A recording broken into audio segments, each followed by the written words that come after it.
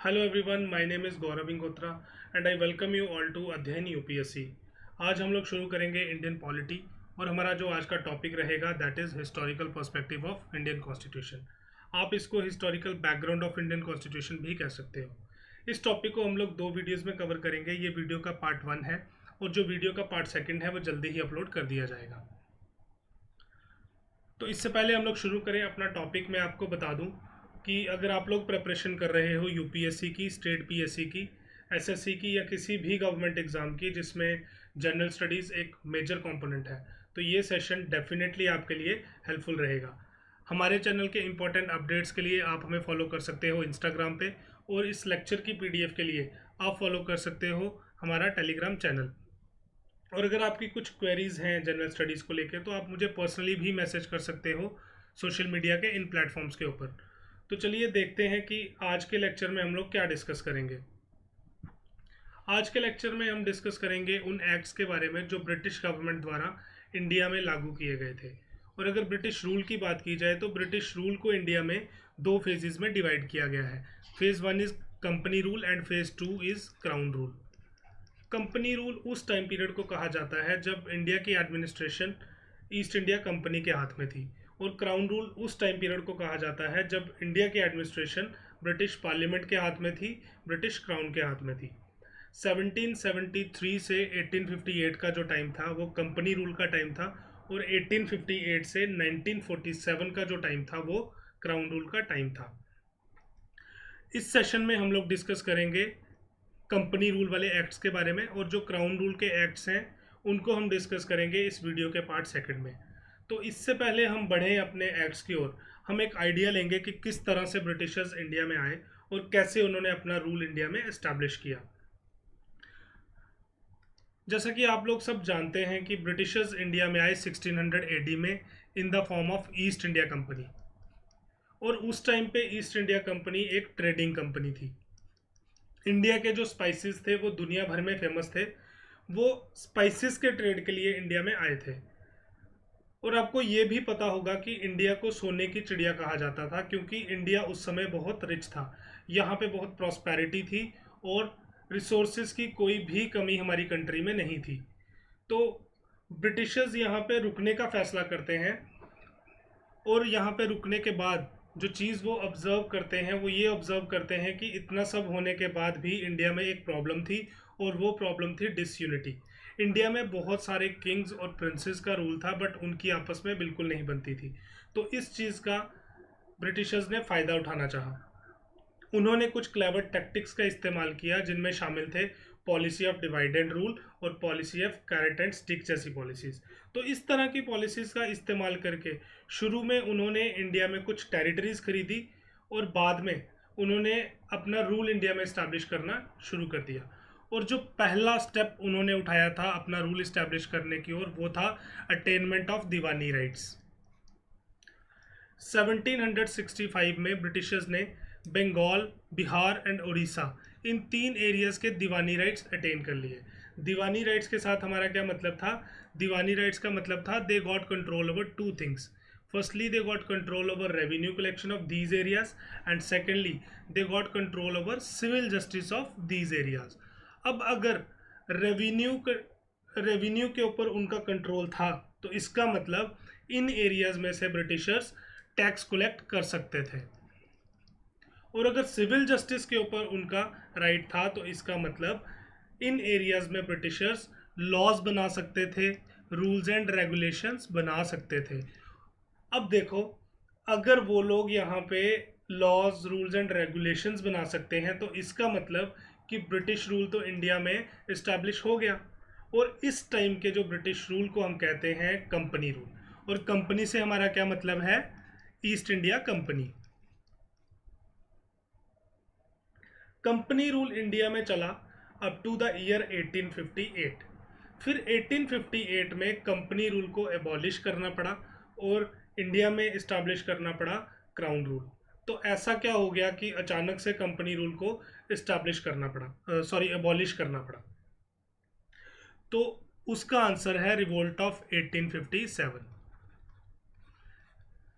Revolt of 1857 Indian history में अब तक का सबसे बड़ा रिवोल्ट था ब्रिटिशर्स के खिलाफ। हालांकि ईस्ट इंडिया कंपनी ने रिवोल्ट ऑफ 1857 को सप्रेस कर लिया था, बट इसके जो कॉन्सिक्वेंसेस रहे वो ब्रिटिश गवर्नमेंट के फेवर में नहीं थे। ब्रिटिश गवर्नमेंट को एक अंदाज़ा लग गया था कि अगर इस तरह का रिवोल्ट इन फ्यूचर इंडिया में होगा तो ईस्ट इंडिया कंपनी इसको कंटिन्यू नहीं कर पाएगी। तो इसी के रिस्पॉन्स में ब्रिटिश क्वीन की तरफ से एक क्वींस प्रोक्लेमेशन जारी किया जाता है, जिसके अकॉर्डिंगली ईस्ट इंडिया कंपनी को एबॉलिश कर दिया गया इंडिया से, और इंडिया में ब्रिटिश रूल का फेज सेकंड इस्टेब्लिश कर दिया गया, जिसको हम कहते हैं क्राउन रूल। और ये क्राउन रूल चलता है तब तक जब तक हम लोग इंडिपेंडेंट नहीं हो जाते। हम लोग इंडिपेंडेंट हुए थे 15 अगस्त 1947 को। जब हम इंडिपेंडेंट हुए उस टाइम हमारा कॉन्स्टिट्यूशन बनके तैयार नहीं था। हमारा कॉन्स्टिट्यूशन बनके लागू हो जाता है 26 जनवरी 1950 को।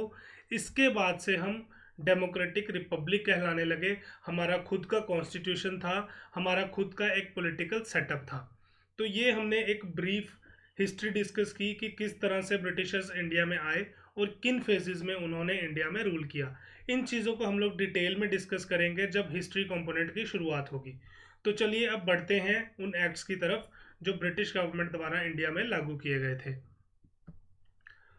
तो जो कंपनी रूल का सबसे पहला एक्ट था, that was regulating act of 1773। जैसा कि इस एक्ट का नाम है रेगुलेटिंग एक्ट, तो इस एक्ट के अकॉर्डिंगली ब्रिटिश पार्लियामेंट क्या करेगी? British parliament east India company के फंक्शंस को रेगुलेट करने की कोशिश करेगी, उनको कंट्रोल करने की कोशिश करेगी।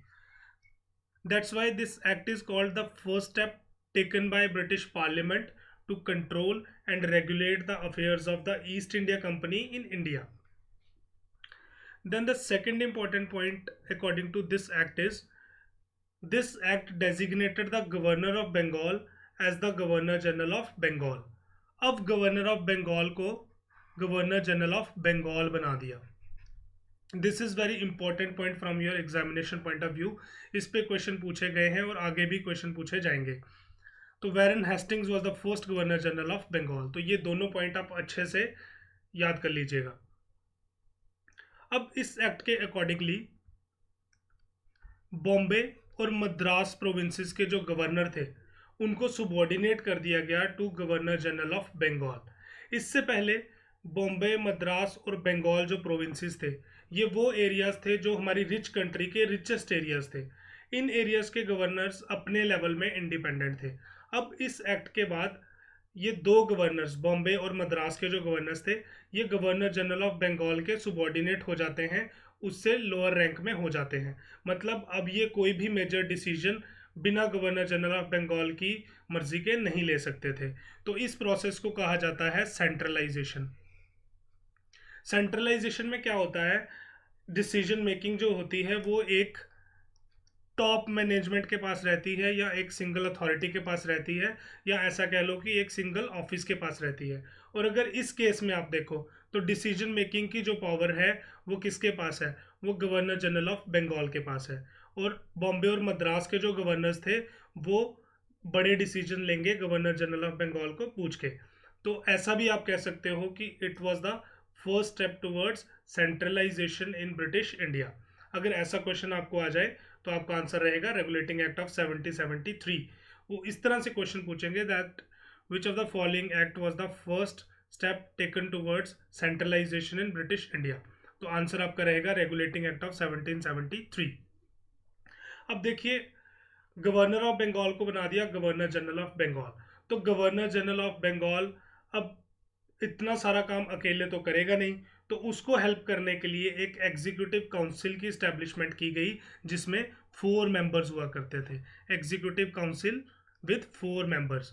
इसका काम था गवर्नर जनरल ऑफ बंगाल को असिस्ट करना उसके काम में। ये उसी मैनर में काम करती थी जिस मैनर में कैबिनेट प्राइम मिनिस्टर को असिस्ट करती है आज की डेट में, उसी तरह से ये council governor general of Bengal को असिस्ट करती थी।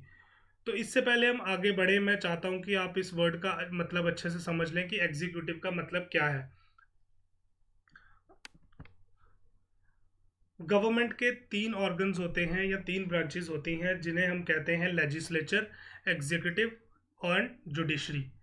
तो लेजिस्लेचर जो है that is the law making body of government.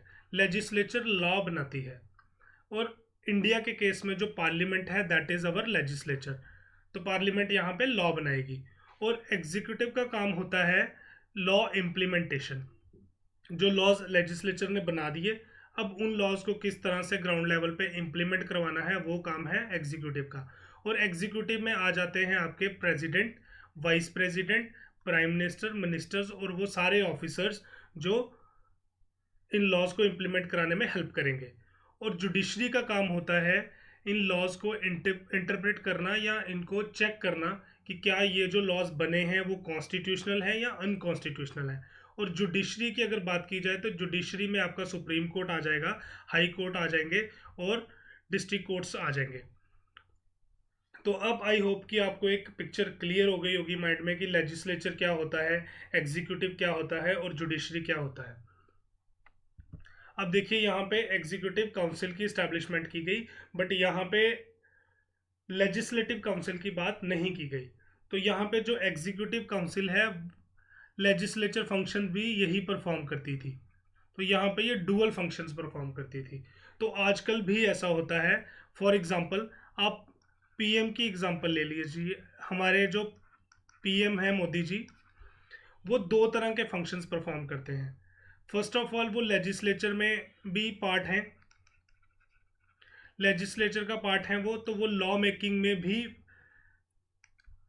अपना फंक्शन परफॉर्म करेंगे। और एग्जीक्यूटिव का पार्ट एज ए पीएम, वो एग्जीक्यूटिव में भी अपना फंक्शन परफॉर्म करेंगे। तो उनका भी एक डुअल फंक्शन है। तो इसी तरह से ये एग्जीक्यूटिव काउंसिल जो थी वो प्राइमरीली तो एग्जीक्यूटिव काउंसिल थी, बट लेजिस्लेटिव काउंसिल का भी वो पार्ट प्ले कर रही थी। अब जो नेक्स्ट इंपॉर्टेंट पॉइंट है इस एक्ट का, वो है सुप्रीम कोर्ट की इस्टेब्लिशमेंट की बात की गई इस एक्ट में। और सुप्रीम कोर्ट की इस्टेब्लिशमेंट की गई फोर्ट विलियम्स जो कि कलकत्ता में है in the year 1774।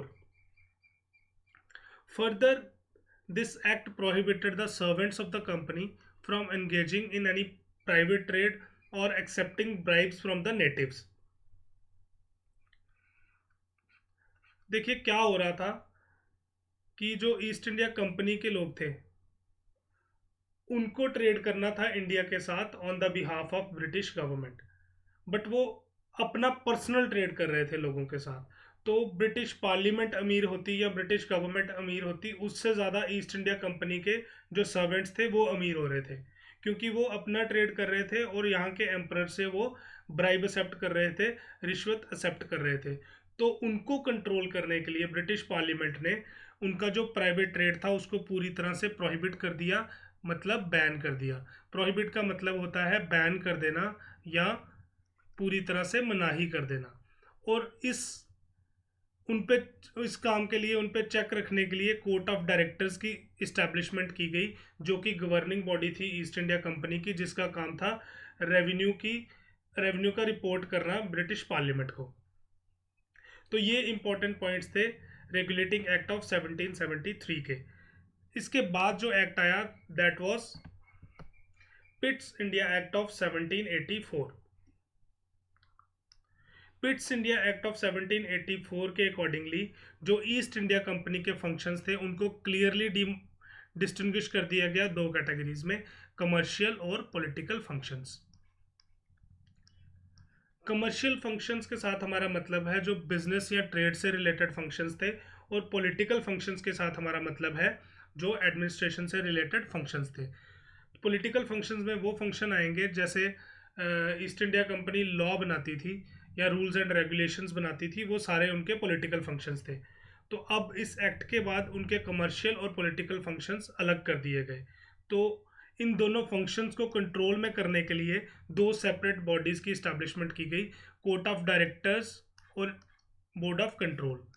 Court of director का काम था कमर्शियल फंक्शंस को देखना और बोर्ड ऑफ कंट्रोल का काम था पॉलिटिकल फंक्शंस को देखना।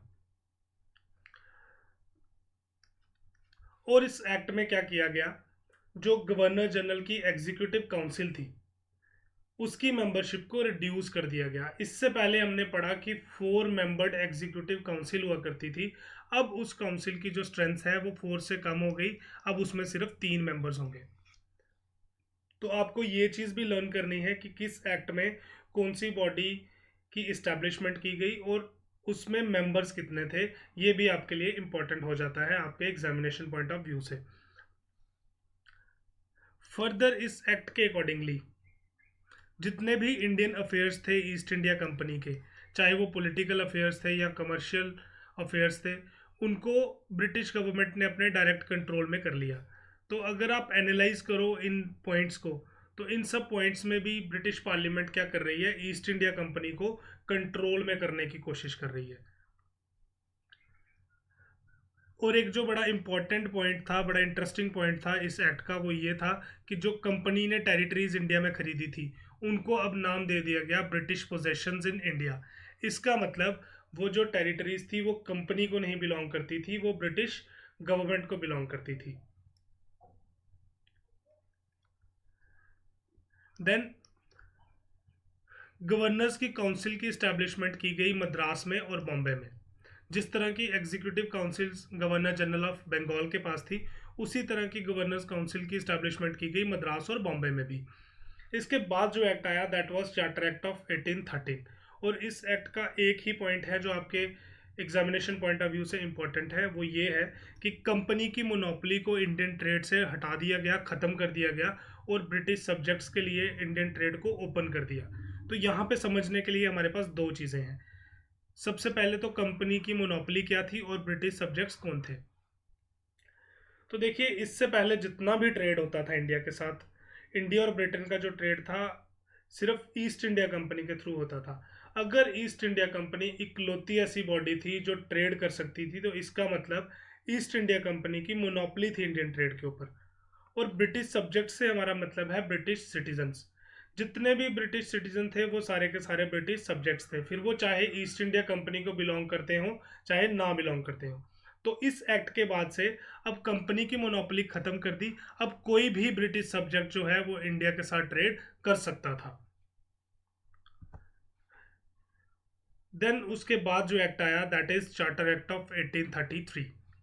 तो चार्टर एक्ट ऑफ 1833 की अगर हम लोग बात करें, तो इस एक्ट में गवर्नर जनरल ऑफ बंगाल को बना दिया गया गवर्नर जनरल ऑफ इंडिया।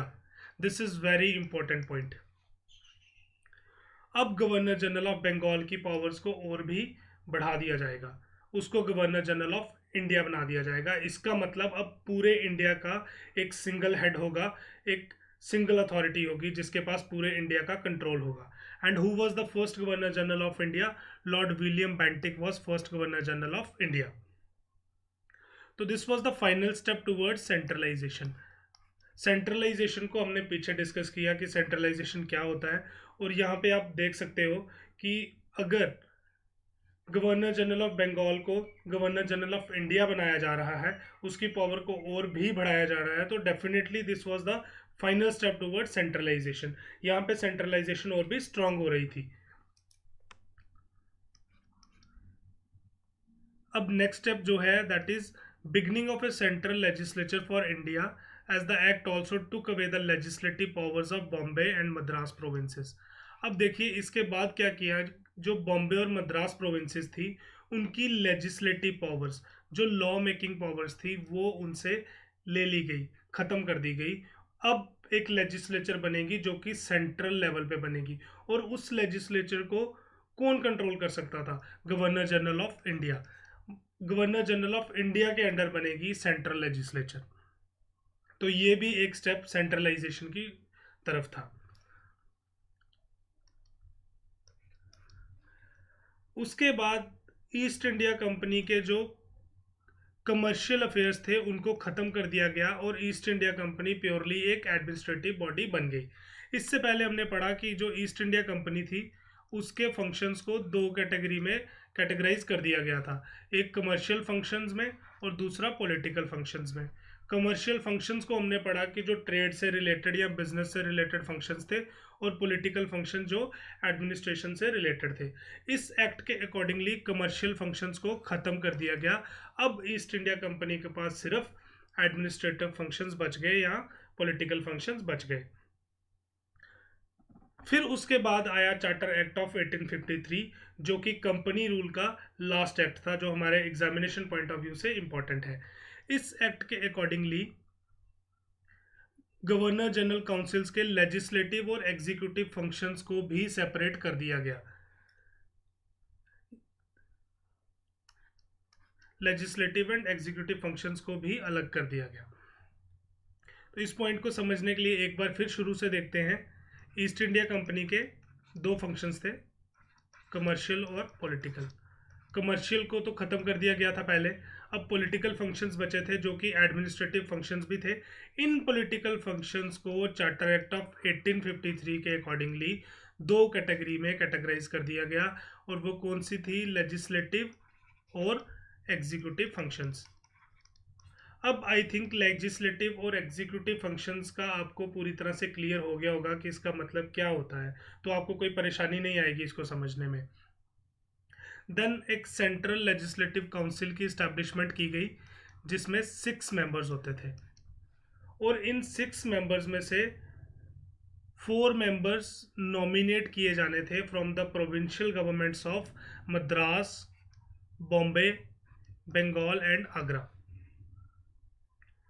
अब क्वेश्चन यहाँ पे ये है कि क्या ये जो 4 मेंबर्स हैं ये नॉमिनेटेड होने थे या इलेक्टेड होने थे?